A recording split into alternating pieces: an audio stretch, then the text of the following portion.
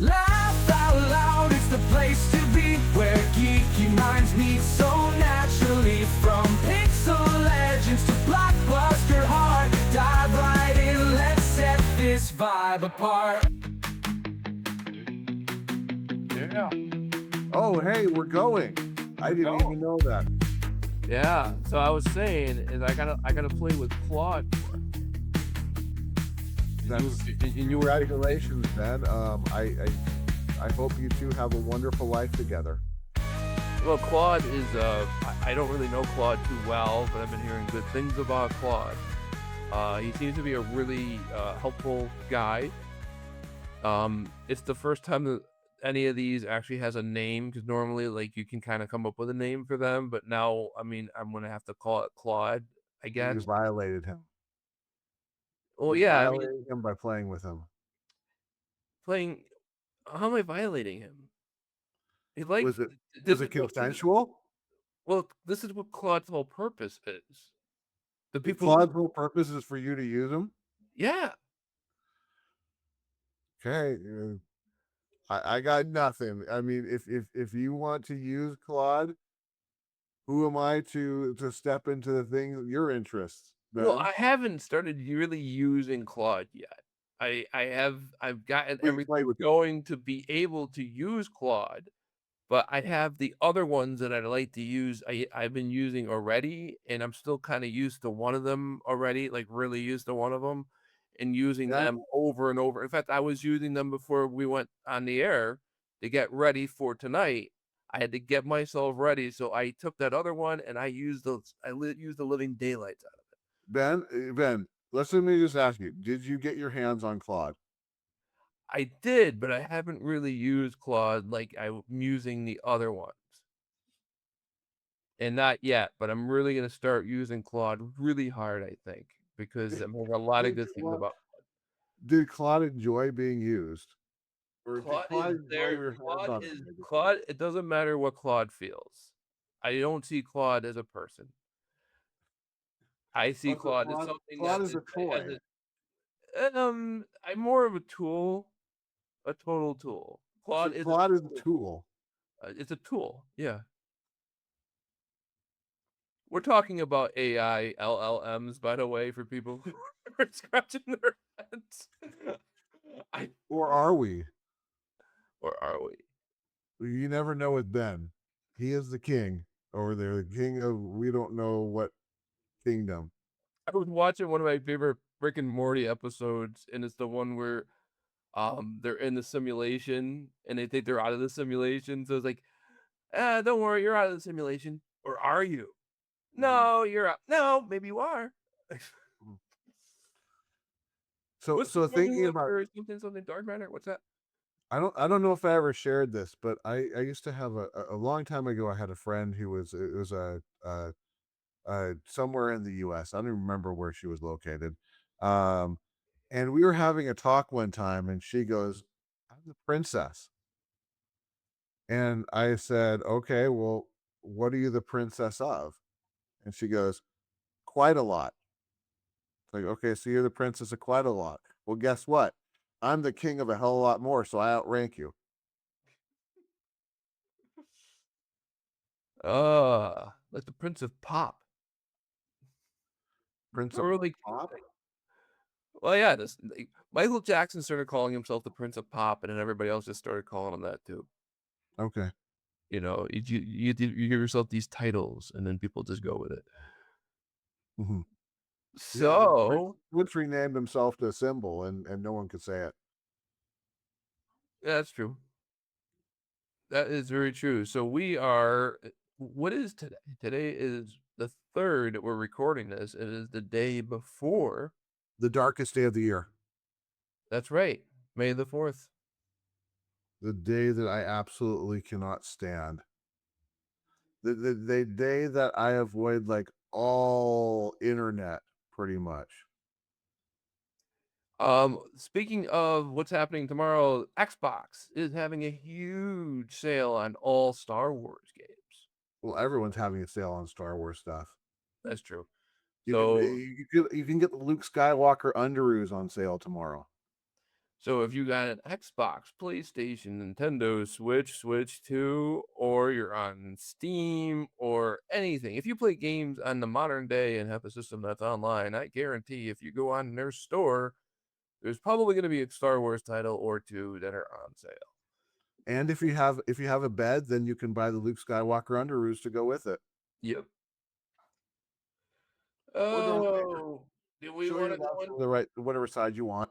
Do you want to go into this now since we're already talking about it, or do you want to go I and detour? I don't care. Let's just go ahead and go into it. Let's you know how I feel about this.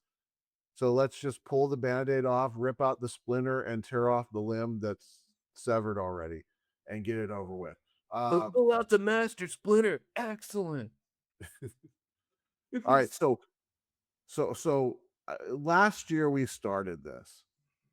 Why Yeah, I agreed to this, I'm not quite sure. I don't remember what we watched with it, but we watched something, some we other stuff.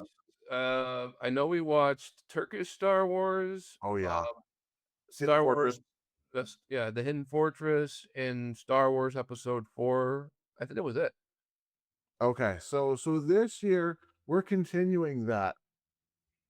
Why I agreed to it again? I'm just a nice guy. So we're doing this time around. If you couldn't figure it out, we're doing Empire Strikes Back. Mm, Then we brought a couple others to the table. One of which is Spaceballs, the movie. I want to specify that it's a movie because a lot of people will think we're talking about something like Spaceballs, the cat, Spaceballs or is as you said, the flamethrower. Spaceballs. Oh yeah, Spaceballs. Yeah, it's merchandising, merchandise. So we have to make sure we're clear what we're reviewing here. Yes. And then finally, one that probably most people have never heard about, Hardware Wars. Oh, Did you have you ever heard of that one, Ben? I had never heard of it until you had me review it, and Well, what a in that case, you haven't reviewed it yet, so you still never have heard of it. I've never heard of it. There Hardware you War. go. And we're going to go ahead and review it. Okay. So, so why don't we bring up the very first one, and I'll let you know when it's up, Okay. and then we'll be able to rock and roll. And it's up now. Make sure we get the right movie here. Okay. The Empire Strikes Back is a 1980 American epic space opera film directed by Irvin Kershner and written by Lee Brackett and Lawrence Kasdan from a story by George Lucas. It is the second installment in the original Star Wars trilogy and the fifth film in the overall Star Wars saga. The film continues the story of Luke Skywalker and the Rebel Alliance as they battle the Galactic Empire. Following a devastating attack on their base, Luke seeks training in the ways of the Force from a Jedi Master named Yoda, while his friends evade capture by Darth Vader. The film is noted for a darker tone compared to its predecessor and features one of the most iconic twists in cinematic history. Upon release, The Empire Strikes Back received widespread critical acclaim for its character development, visual effects, and storytelling. It is frequently cited as one of the greatest films ever made and is often considered the strongest entry in the Star Wars franchise. Who's up? You're up. Oh, so we're gonna do good cop, bad cop. Okay. I'll bring the donuts. Here, kid. I know you're thirsty. I got you a cup of water. I wanted to get you a sandwich, but Mike over here told me we ain't got it in the budget. All right. All right, go for it, Ben. Oh, this here is like my favorite Star Wars movie. This one, it's the only one in the series that gets it kind of gets it right in how you're supposed to do a second act. They write it like it's a second act. This is when they knew they were doing three movies. So the first one, they didn't know they were doing three movies, so they did the whole story in one shot.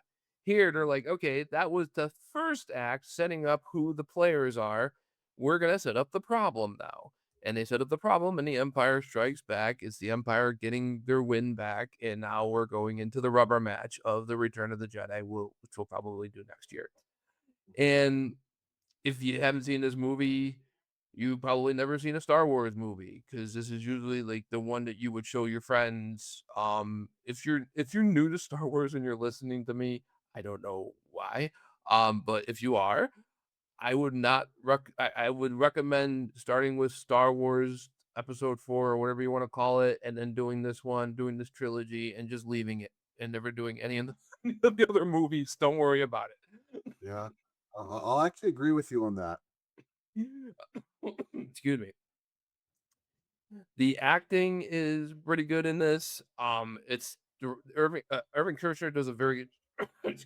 Sorry, I'm coming off of a cold. Um, the directing's really solid in this. There's some good character development. Like I said, this is the second act, so they're setting up the problem that has to be overcome in the third act, which is the third movie. And the special effects are just amazing. Now, when we watched this, Mike, you watched the theatrical version, and I watched the special edition. This is out of the original trilogy, this is the only one I recommend the special edition for, because they don't do any changes to the narrative. They just make the movie look better. Okay. It's And like longer? Oh, like a little bit, because they add a little bit more for that snow monster that Luke faces in the beginning, but it all really helps it out because now you can actually see the snow monster more and get more of an idea of what it was than instead of just hinting at it. And some of the people who are critics of it don't like that. They like the hinting at it. You see the thing anyways. In the theatrical version, they do show you what the thing looks like. So it's Yeah. not like it's a secret, Mm. and if we get better shots of it, yes. And if they can clean up some of the artifacts that were left over in the original movie, yes. I'm I just for think those refinements. I don't like it when they change like stuff like adding Jabba the Hutt in a movie that 2 movies ahead of when you're supposed to see Jabba the Hutt for the first time. Jabba the I Hutt just think in I Return of the just want to jump Jedi in for a would sec, be a man. surprise. What's that? I just want to jump in for a sec. I just want to make it clear that that snowman, seeing that snowman, I was just glad that the abominable snowman from Rudolph the Red-Nosed Ranger still was getting work because that's what it looked like. Um, so like that's my defense of this being the only special edition. If you watch them do theatrical, special theatrical, Mhm. because the other ones they added that whole thing where all of a sudden you see Jabba the Hutt before you're supposed to see him. Jabba the Hutt's supposed to be a mystery of what he looks like. Yeah. And then when you finally see him in Return of the Jedi, it's supposed to be a payoff. If you're already seeing what the fuck he looks like 2 movies before, then why the hell do you care? Yeah. So that's where they ruin that. And like I said, this one here, like there's nothing added to it. All they did was enhanced. This is just an enhanced special edition is just an enhanced version of the theatrical version, Mhm. which I'm perfectly fine with. You mentioned I have the Spanish editions. Yeah. I have the 4K Blu-rays of these movies, and sometimes they're like the movies listed multiple times, and you don't know which one to grab. So I usually Mhm. just grab the first one I see, and that must have been where that they changed the title. Because the only thing that's in Spanish is the opening crawl. The rest of it, the movie's completely in English. It's just the opening crawls in Spanish. Yeah. There must be different versions of it where all they change is that one scene and it still follows all the other parts of it because otherwise Mhm. the disc would be massive. Um, so yeah, I have the Spanish version. Big deal. I also have the Spanish version of some Simpsons cartoons, but all it does is it just changes the stuff that's on the screen. It doesn't change. They still speaking English, and it's Yeah. Gotcha. yeah, it's a classic film. And like the my rundown said, it's one of the greatest movies of all time. If you like sci-fi movies, I highly recommend it. Um, yeah, maybe I'll have some more to add after you roast this over an open fire. I'm not gonna roast it over an open fire, dude. Come on. All right, so let me start in. When way back in the day, my feeling of this movie, it wasn't worth even skid marks. I absolutely despise this movie. However, I will say that I'm pretty good about sitting down and watching things we're gonna review. And it wasn't as bad to me as it was before. So maybe not worth, less than skid marks now. Maybe just worth less and worth regurgitation. I'm not sure. Uh there's there, okay, so let me get down to brass tacks here. Let's talk about my problem with Empire that Strikes Back. It's not the story, it's not the twist. Um those are actually pretty decent. It's who's in it and what it's about. Because we mentioned, I think, on the last episode, my interest in Star Wars is actually in the name Star Wars. If they're fighting force battles inside some base, it's not a Star Wars because they are not the stars having wars. Give me the ships. Give me the X-wings fighting the TIE fighters. Give me all the transports transporting out, which there Bro, was. I'm telling you, bro. Yeah. This is Ben Russo over here. Mhm. Bro, you gotta go check out Battlestar Galactica. Because that is At Star exactly Wars. what you're looking for out of Oh, I Star know. Wars, is Oh, Battlestar I Galactica. know. I used to watch Battlestar Galactica when I was young. Okay. So, that's the thing is I really have an interest in the spaceship battles. And that's where the two Star Wars movies that I actually like, they excel in that. So let that be foreshadowing for next year. The problem I have with Star Wars, and when you hear this, you're gonna get an idea why I don't like this movie. I don't like anything Force related. When they bring up the Force, I lose so much interest. Um, No, I how about don't this really. though? I'm wondering, and if anybody's ever done this, you watch it and you listen to all the Force talk and replace the Force with God, Mhm. and That's essentially what it is. now it's a sermon, Yeah, exactly. and I don't know why I've never seen a pastor going like, dude, because Star Wars is like it's a cultural thing. Why anybody ever never took that and just went and like kind of turned it into a whole sermon about how Yoda is actually talking about how God is in all of us and God's Mhm. everywhere. And Yeah. if you're in tune with God, I'm not saying you have it where you could see the future, but sometimes you get like little intuitions and shit like that. It's here. I'm talking about God and swearing, but I'm sorry. And you can do the same thing with nature and that. And then Yeah. that's essentially what the Force is. It's just basically this spiritual nature aura or energy that you Mm, tap into from tree hugging. And that's mainly why I don't like the Force is because I don't believe in that stuff, and it just kind of rubs me the wrong. It just seems so dumb to me. mm. The whole idea of the Force just seems so dumb to me, and the way that they portray it in these movies, it just feels so forced and stupid. Um, the other thing I don't like is I'm not really big on lightsaber battles. Um, I mean, if I'm gonna watch a lightsaber battle, I'd rather actually watch like a samurai movie because that feels more authentic than the lightsaber battles. Mm. Um, and going back to the ones in like the 80s, the lightsaber battles were pretty, I want to say generic compared to obviously when you get to nowadays. I mean, they're flipping and throwing their lightsabers and catching it with their mouth, and then lightsabers are coming out of their feet and they're doing like guile kicks and everything with them. So they definitely choreographicized them up, I guess is a way to say it. Dude, if I edited this stuff like full time, that whole description of what you were saying, I would just go find the most ridiculous parody I could find of a lightsaber fight and just throw it in there. That would be like if I did the whole show, which No one would notice. They'd be like, "Oh, that's Star Wars nowadays."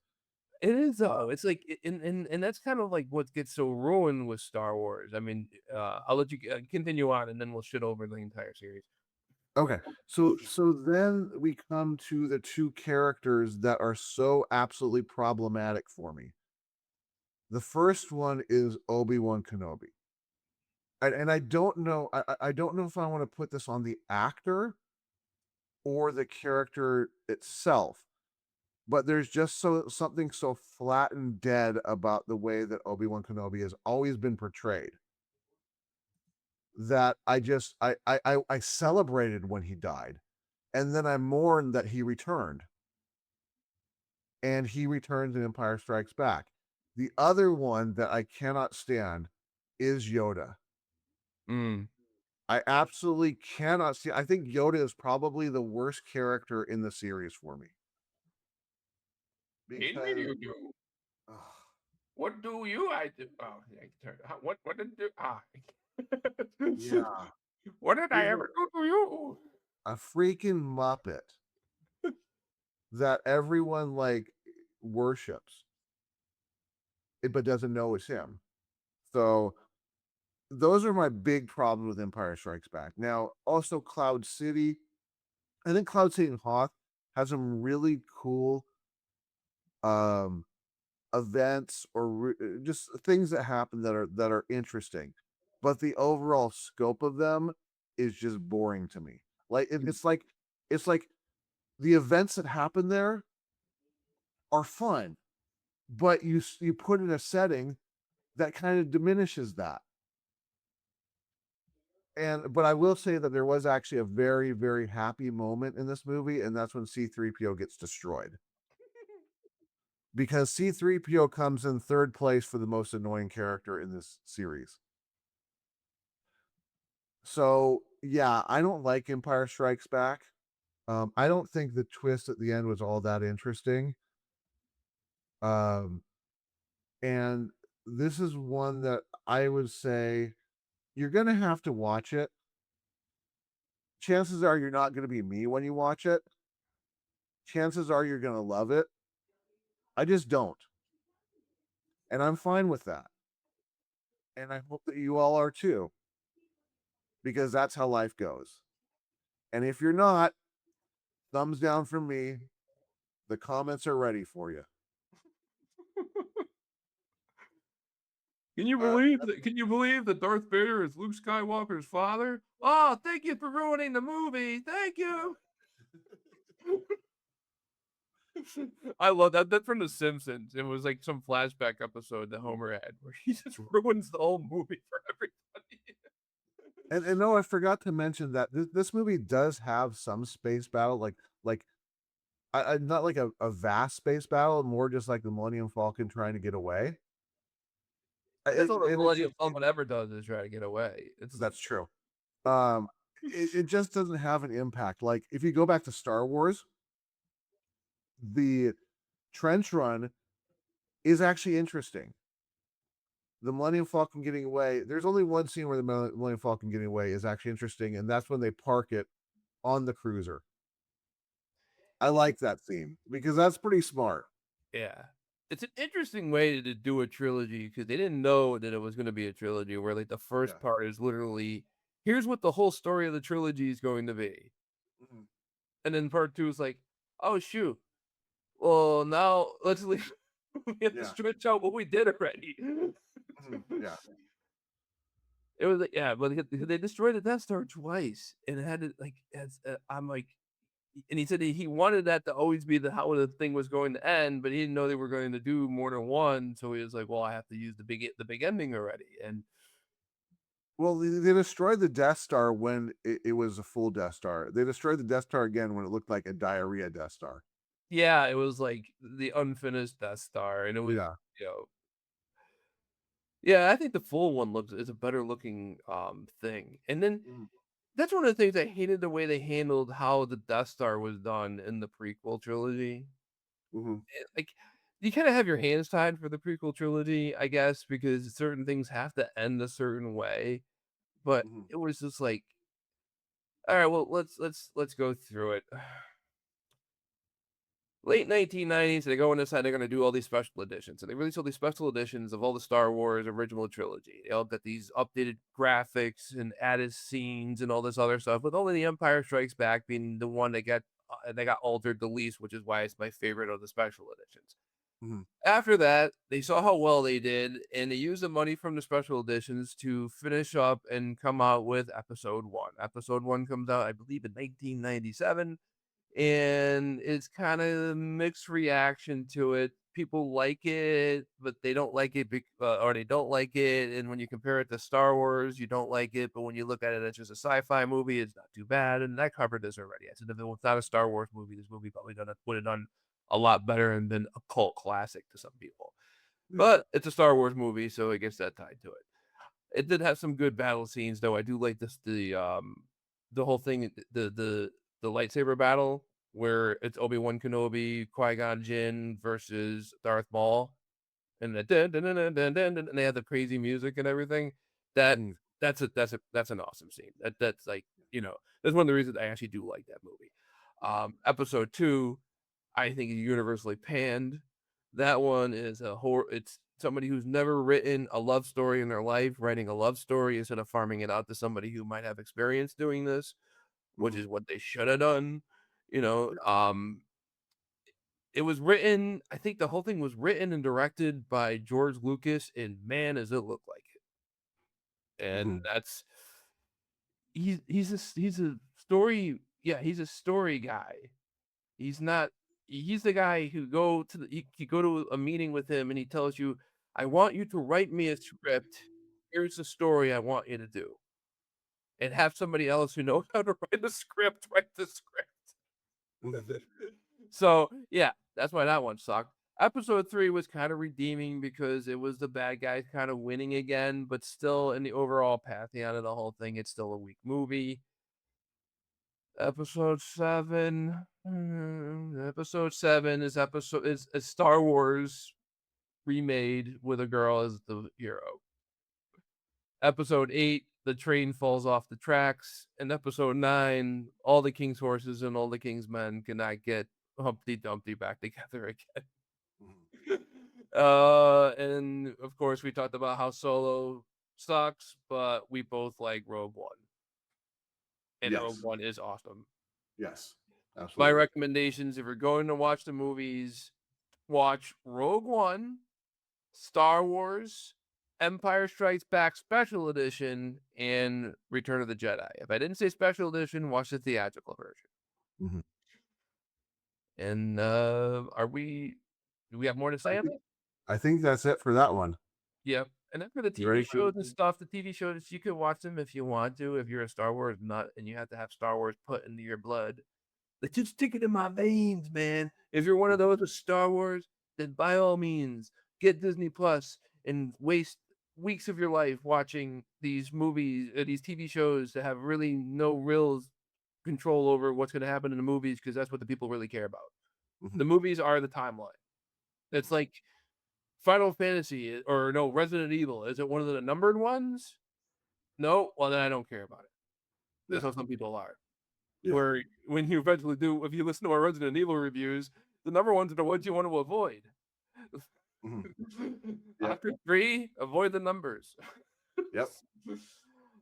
So yeah, so that for Star Wars, yeah, I give my recommendations, and that about covers that. What's going on, Mike? Anything else you got to say on this No, classic? I'm done talking about it. All right, Are you ready for the next one? I'm ready for the next one. And it's up now. Spaceballs is a 1987 American sci-fi fiction parody film co-written, produced, and directed by Mel Brooks. The film satirizes the conventions of space opera films, particularly the Star Wars series, along with elements from other popular science fiction franchises. The story follows Lone Star and his half-man, half-dog companion Barf, my own best friend. I'm adding that. I love that as they attempt to rescue Princess Vespa from the villainous Dark Helmet and President Scroob, who plan to steal the atmosphere of her home planet. The film blends slapstick humor, fourth wall breaks, and genre parody with performances by the ensemble cast including Bill Pullman, John Candy, and Rick Moranis.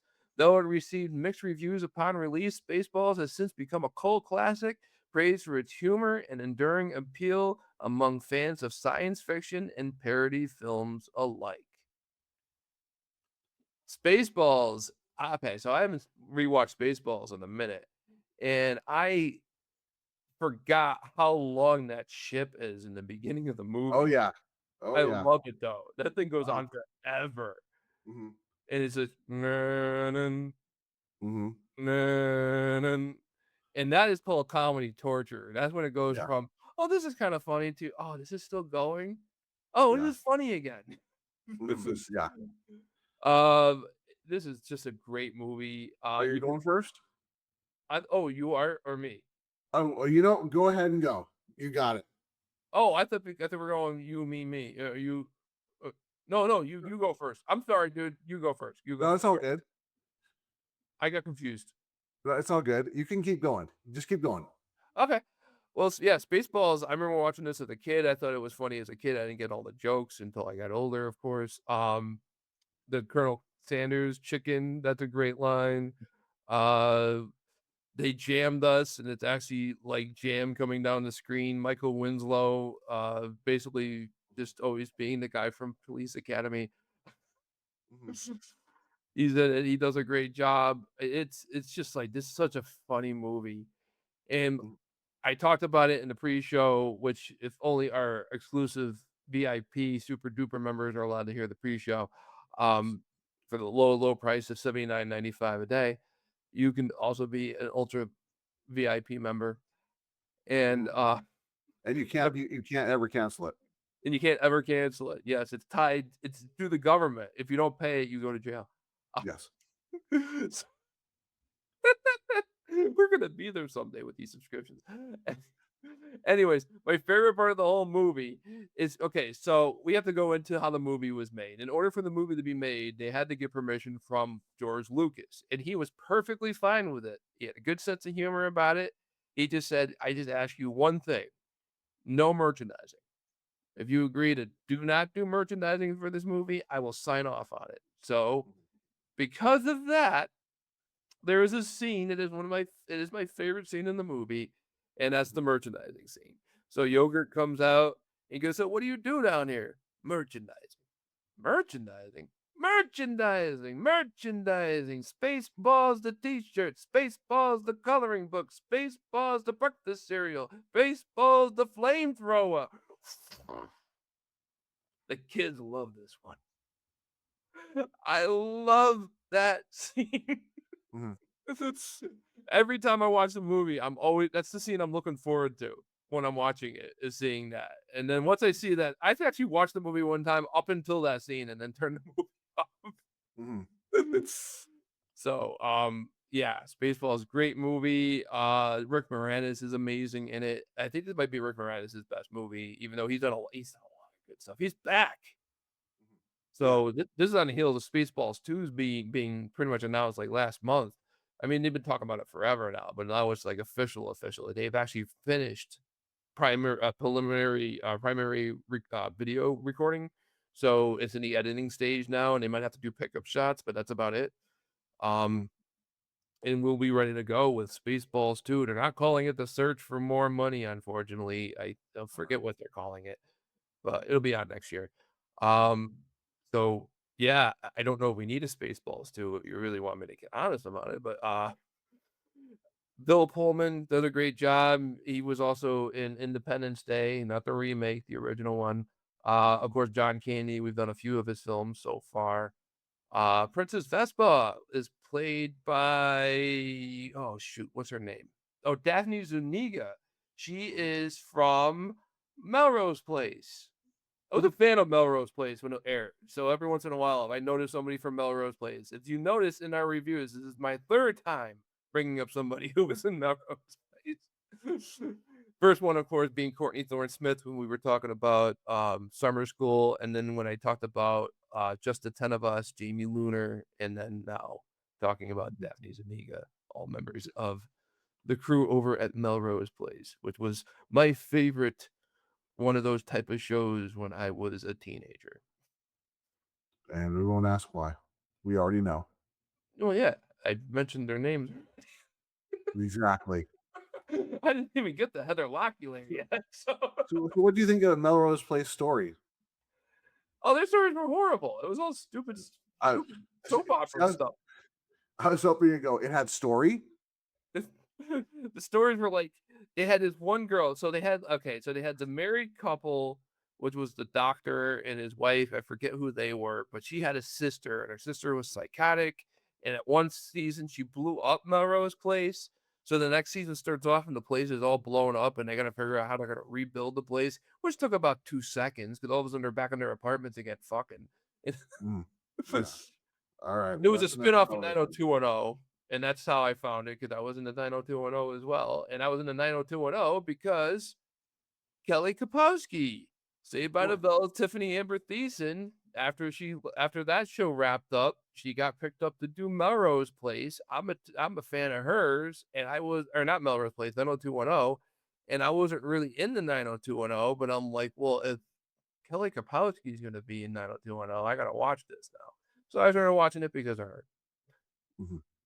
And that led to me checking out Melrose Place because from her I learned about I learned about the Kelly on 90210, Jenny Garth, and then she did a guest role on Melrose Place, which got me watching Melrose Place, and I found more girls on Melrose Place. I'm trying to figure out how you're going to transition this back to Spaceballs.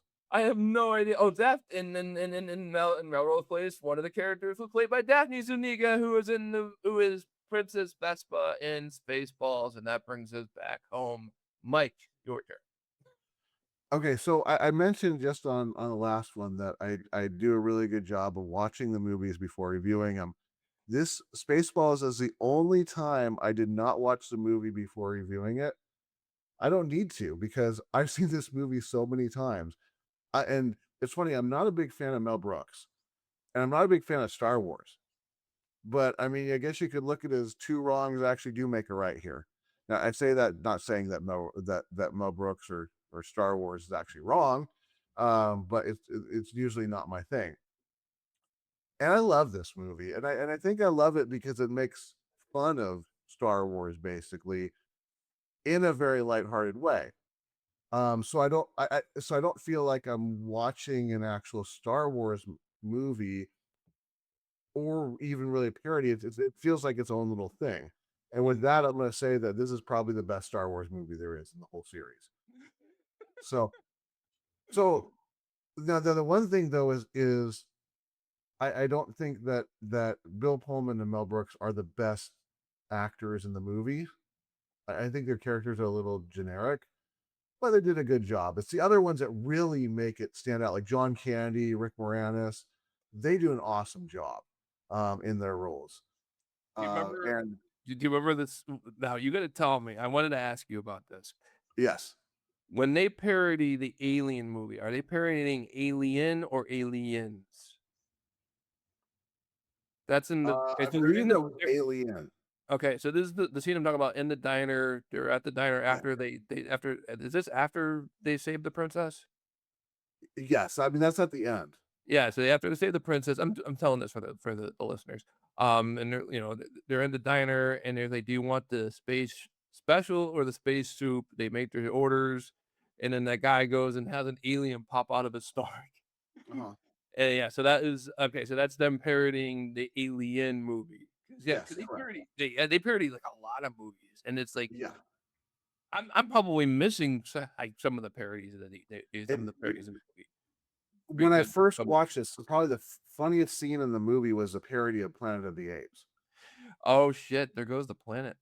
Yeah, that I that's one of those I would just rewind and watch over and over again. It just killed me every single time. See, that was that one. See, I knew the alien when I watched it as a kid. I didn't see aliens, but I think I might have knew enough about it to get to get that parody. I didn't Mhm. know it was the same actor, which is awesome. They Yeah, literally got the same actor who had his stomach ripped out in the Alien movie to reprise his role for Spaceball. I'm sure they didn't call him the same character name because they would have paid for that. But yeah. um, so I did not know Planet of the Apes. I watched because I watched it with my stepfather. He had to explain to me what Planet of the Apes was, Mhm.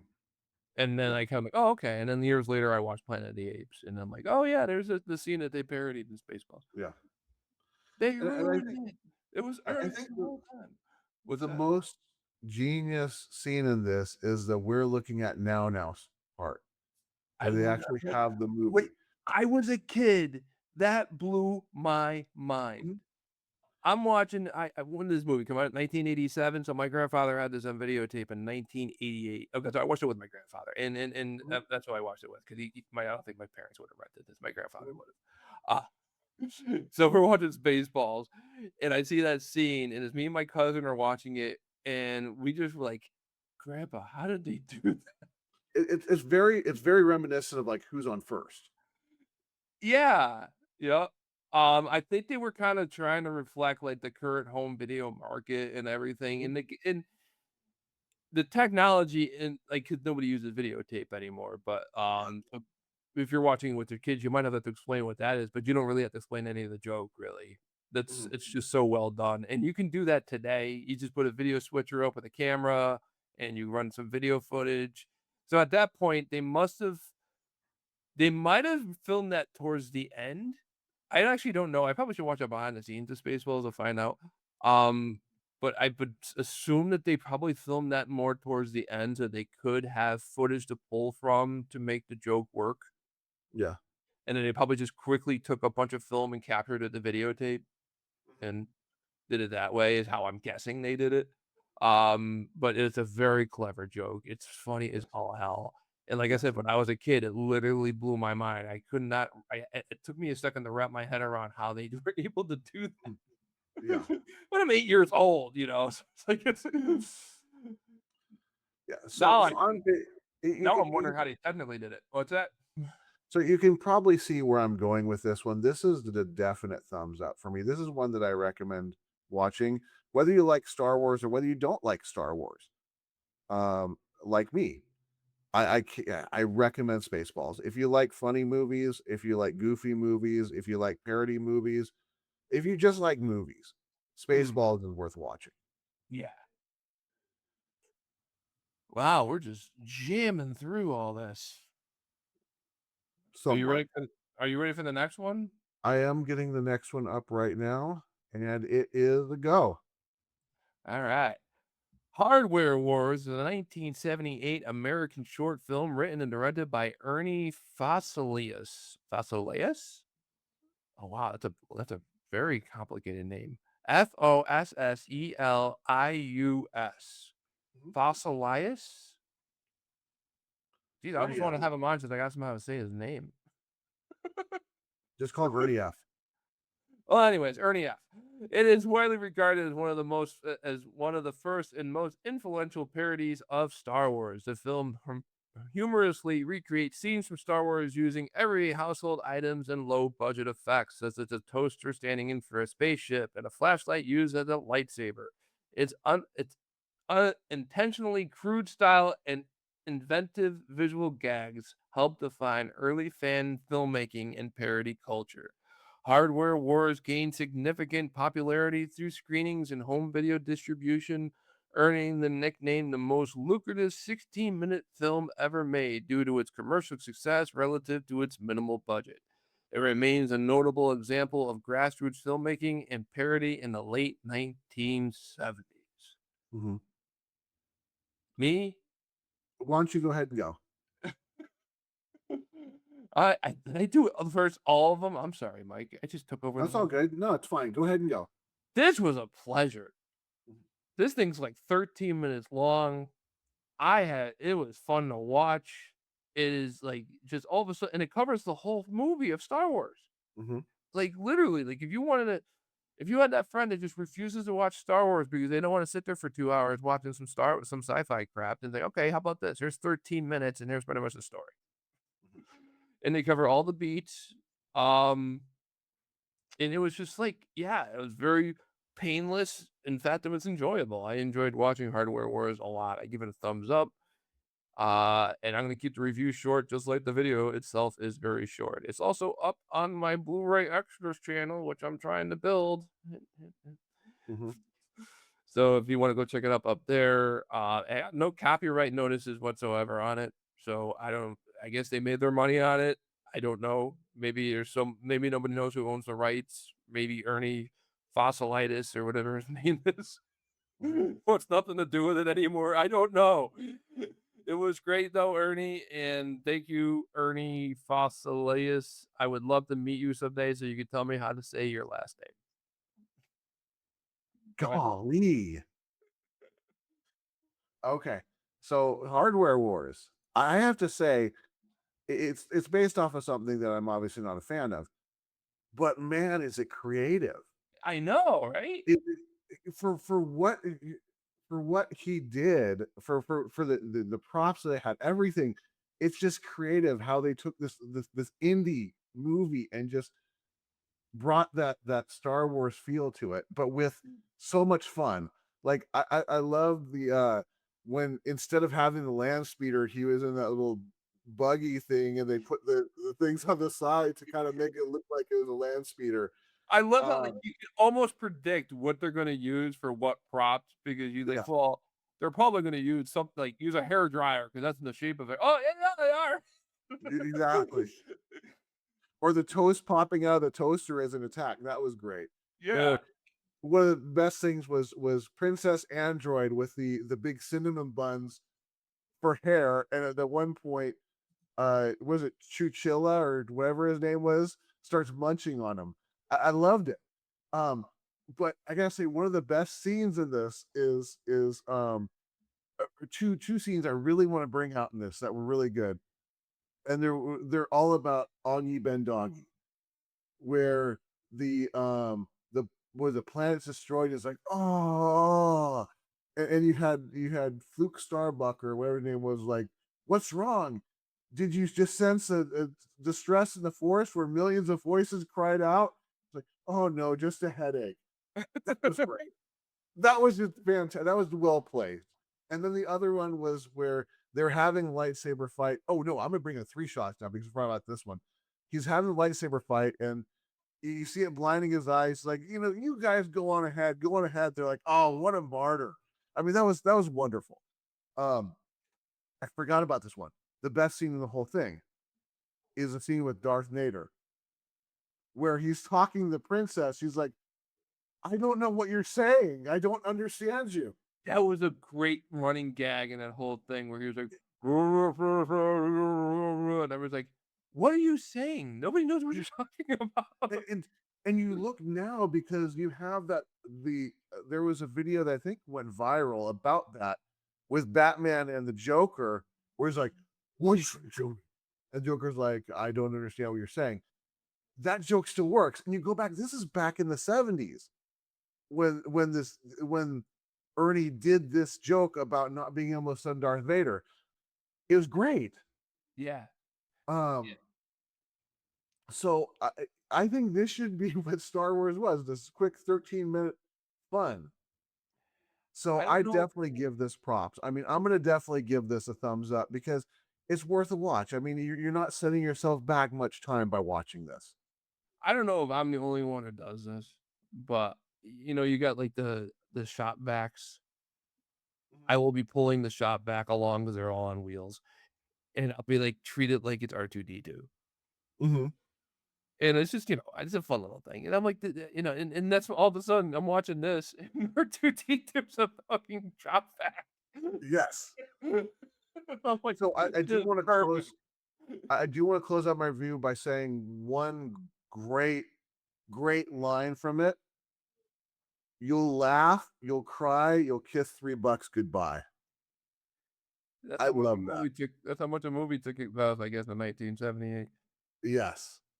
Oh, so that is Hardware Wars, the apparently first ever parody of Star Wars, Mhm. the legendary movie series that is getting celebrated around the world. Coming up this Monday. Yes. It's like if I'm at radio voice on. So that means Wow, we got through everything quick. We're at like the 49-minute mark. that next year, this time, we're going to be doing Return of the Jedi. Yes, Return of the Jedi, and I get to watch this extra musical scene that you don't have to Oh, watch. jeez. That musical scene, bad, bad, bad. Mr. Concho, Mr. Poncho, Chicken Mancho. I don't understand. I don't understand Jabba the Hutt's, Music like taste. What is Jabba. music taste, dude? Jabba the Hutt has some sort of like fetish for Chewbacca. If you listen to it, he's like, "Ho ho ho, Jabba no Wookiee no blah blah blah." I'm like, dude, what is? Why are you so obsessed with Chewbacca? I don't know, man. That's so. I mean, he's got one guy like in his folds, just laughing at everybody. Mhm. Curious Krim or whatever his name is. Curious George, the Curious. No, wrong show. What's the guy's name that hangs out in Jabba the Hutt's Fats folds? I Curious don't Crumb know. or something like Crumb's the last name. I forget what his first name is. I didn't even know he had a name. Oh, every Star Wars character has a name. If they're on camera, they have a name. Well, yeah, I get that, but I don't even know if he had a name though. I didn't know he had a name that was actually given. Yeah, no. They all have a given name. That's what I'm telling you. They did that for toys. You can literally buy a Yep. toy figure for every single Star Wars person, including these minor characters. I didn't even know that character had a toy. Wow. They all have toys, dude. Jeez. I used to hang out with a Star Wars toy collector, and he Mhm. had toys for characters you'd never ever heard of. They were on Oh, I screen. need to. Who's I'm that? sorry. I need to mention something about Hardware Wars. I'm sorry, I forgot to mention this. I'm plugging this for Matt. Matt mentioned that he remembered when he was younger watching it, rolling on the floor laughing so hard. Yeah, it's hilarious. It's a funny Yeah. movie. I recommend it. Um, you want to end early? I mean, I could talk about. I got my Nintendo working. No, I think I'm pretty much done here. I do have a little Star Wars story to Okay. top this all off. One of my buddies brought out his Star Wars toys. This is back when I was, this is maybe the early 1990s, and they were in kids shape. Mm. They had been played with enough where lightsabers were bent, the capes were missing and things like this. Mhm. And this is kind of the end of our friendship for a bit because I guess what I said didn't go over well with him. And he said, these toys, they're worth a lot of money. And my comment was, well, not this one. This is missing a leg. And that kind of ended our friendship for a bit. Yeah, like the guy I knew, he would always buy all the Star Wars toys in pairs. So he would Mhm. buy two of everything. And he did that because one of them he would open and play with, and the Yeah. other one he would leave closed. And Yeah. that was how he collected them because he also had kids, so he would let his kids play with them too. Yeah. So, but yeah, he had like literally like he had like since he had two of everything, and he was collecting for years, and he was military, so like while other guys were going out getting drunk. Actually, he went out and got drunk too, but no, he didn't spend the other money. He would spend it on like toys. Yeah. Yeah. Yep. And now he's got a fortune. I don't know, maybe. Of course, if it's like all my collectibles, it ain't worth nothing. Yeah. That's a guy who I'm trying to get on the program. If I can get Dan Einverson, I gotta work on his last name too. To get him on, we can talk about sports games and sports cards, and then he can tell me how worthless my sports card collection is. Mhm. But Hopefully. what's that? Hopefully we can get him on. Yeah, I think he's like really busy is Mm. what I'm gathering because I did email him. I was a Patreon member of his for a little bit. I might go and become a Patreon member again if I have to pull. He has video clips. He Mhm. has a deep collection of like sports video clips, Mhm. and I'm trying to do a bumper for work for the '90s, and I'm like, well, maybe I'll see if I can pull some stuff off of Dan's side of some sports stuff, but I don't know about rights and everything. I'm a little scared to do it because I don't want to get the church in trouble for copyright. Mhm. Yeah. That's the last thing we Understand. need. We don't need to get sued over that. Okay, so we gonna bring this one home? We are going to bring this to an end at this point. Less than an hour. I know. All right, folks. Well, Thanks for watching. If for all of you who celebrate, may the fourth be with you. Mike, what's the last word? Spaceballs.